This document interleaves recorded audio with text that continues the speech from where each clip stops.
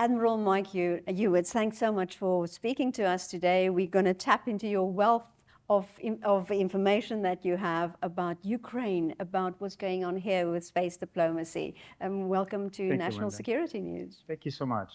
Well, we're talking about promoting space diplomacy. So how do you promote space diplomacy and you don't jeopardize national security? I think space, the domain of space, is where we were with the domain of cyber 15 years ago. So cyber as a new domain, both for diplomacy, for intelligence, for outreach, and for military conflict, all came together in the mid-2000s.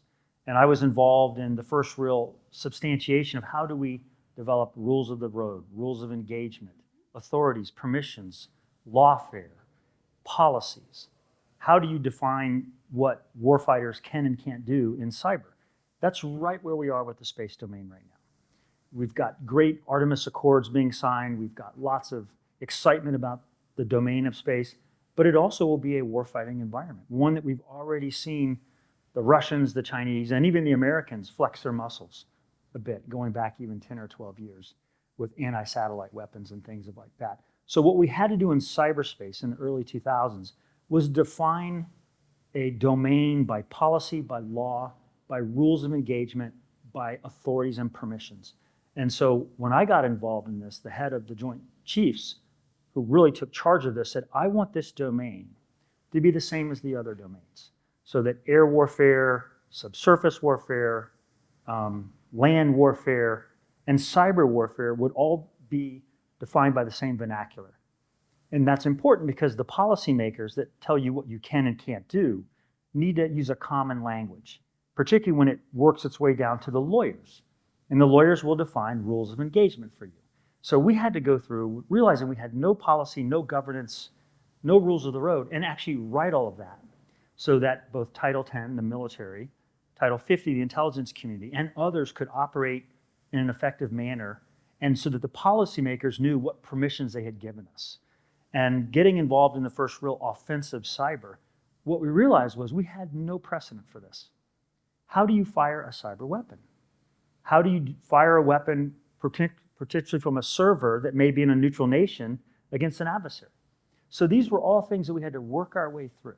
And when I look at the space domain, I see a very similar model. We need to really start to think about what the rules of engagement are.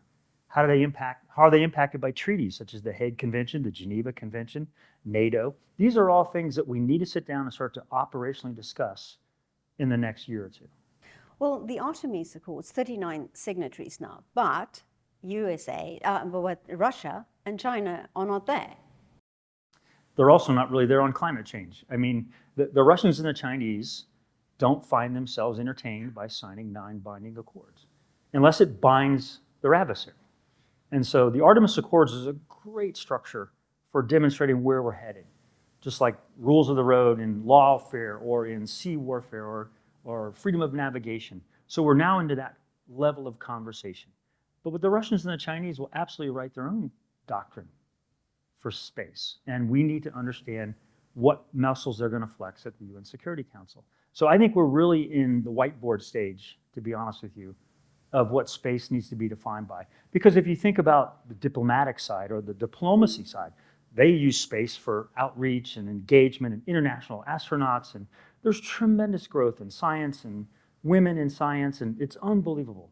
Then you have the policymakers that are really trying to figure out what I can and can't do in space. Then you have the intelligence community that is going to use space as a collection platform, as you would expect. And then there's the military. And the military is going to look at space both to protect its resources, but also to use it as a line of attack in a conflict. Those things don't sit alongside each other in a very comfortable way.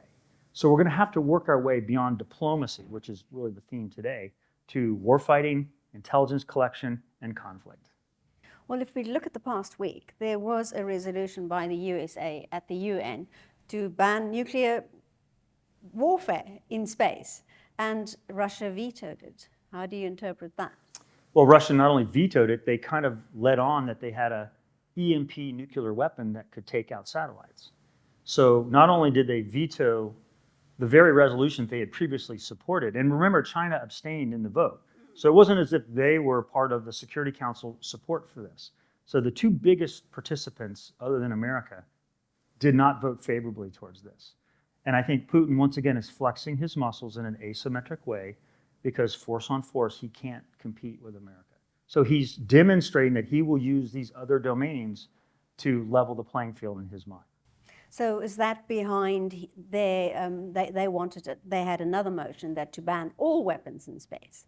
Sure, that's what they're trying to do. They're trying to get us into a conversation by which they box us in and then decide on their own they're not boxed in. We've seen this time and time again with Putin, where he'll get us to agree to certain things and then he'll step outside of it, start treaty. We've seen this over and over again. This is his playbook. And so I'm not surprised at all by the veto.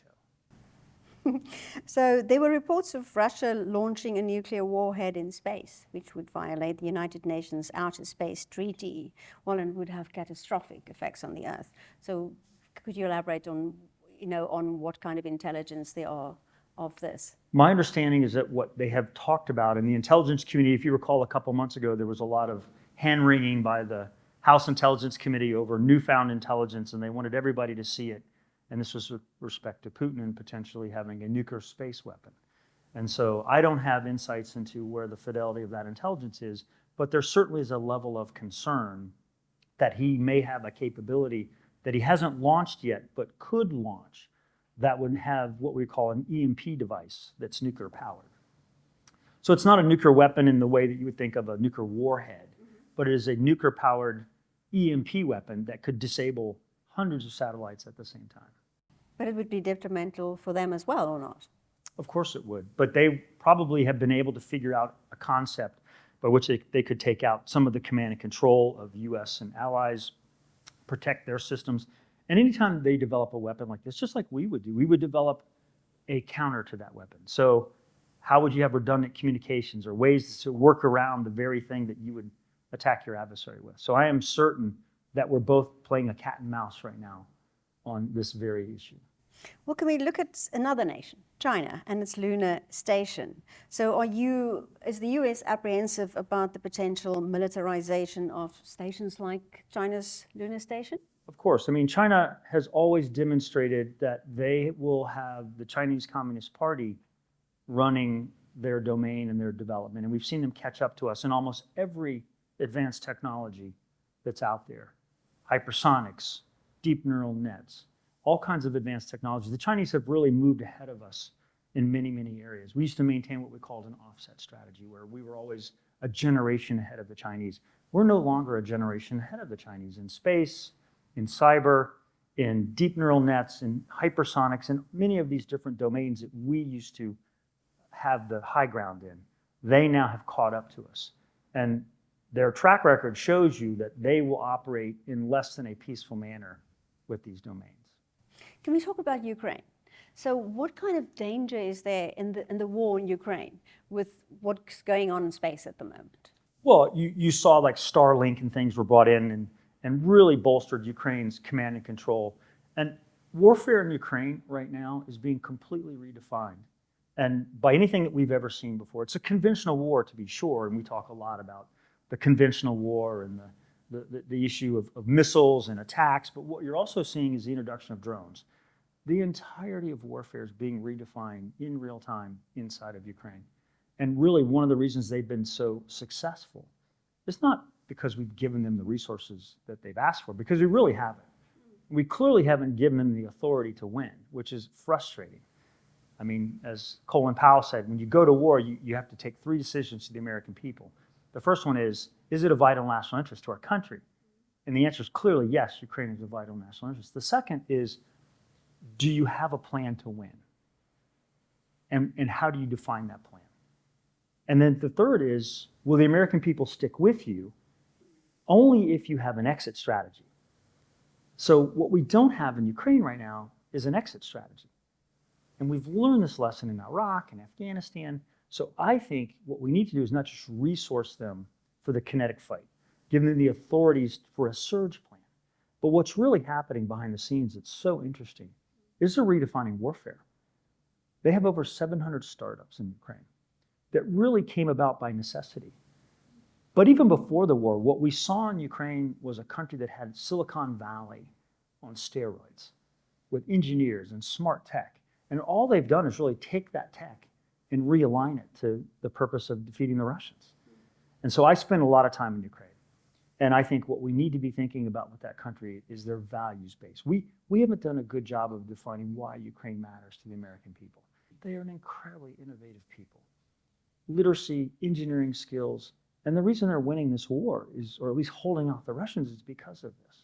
So what we need to do, Linda, is resource victory, not resource some amount of equipment to continue this fight. And where does nuclear capability for both have nuclear capability come into that war? Well, ironically, the Ukrainians gave up their nuclear weapons capability after the fall of the Soviet Union per an accord that we signed with them and the Russians. The Russians have maintained their nuclear weapons capability and even have maintained their tactical nuclear weapons capability. So that is clearly something the Ukrainians do not have.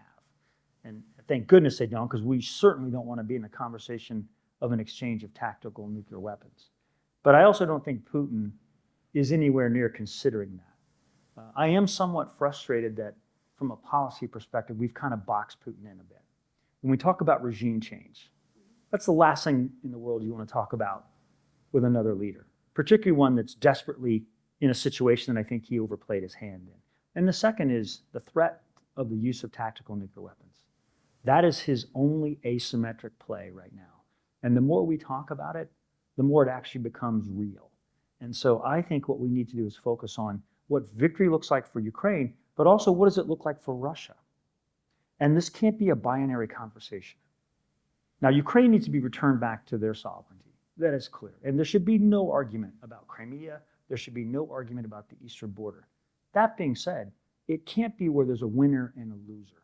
And I get frustrated with some of the conversations about frozen assets and we'll take all their frozen assets and we'll basically bankrupt the country. That's really not the answer. There's many other more nuanced approaches to financing the recovery of Ukraine that we're involved in that I think allow Putin what I would call a graceful exit. If we don't create that, we're not going to find an end state to this thing. So you think the US should create that graceful exit? I do. I actually think that when we talk about peace or we talk about ceasefire, it has to be done recognizing, as the Ukrainians said to me, we can't fix who our neighbors are. They're much more strategic about this than we are. Now, granted, Zelensky and Putin are masters at information. And what they're doing is an information war of disinformation, of misreporting the results on the battlefield.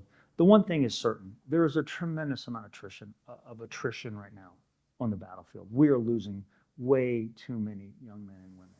And some of the things that I've seen on the ground are really terrible in terms of lack of care for the wounded, lack of battlefield medicine, things that we created for Afghanistan and Iraq. They have none of that on either side.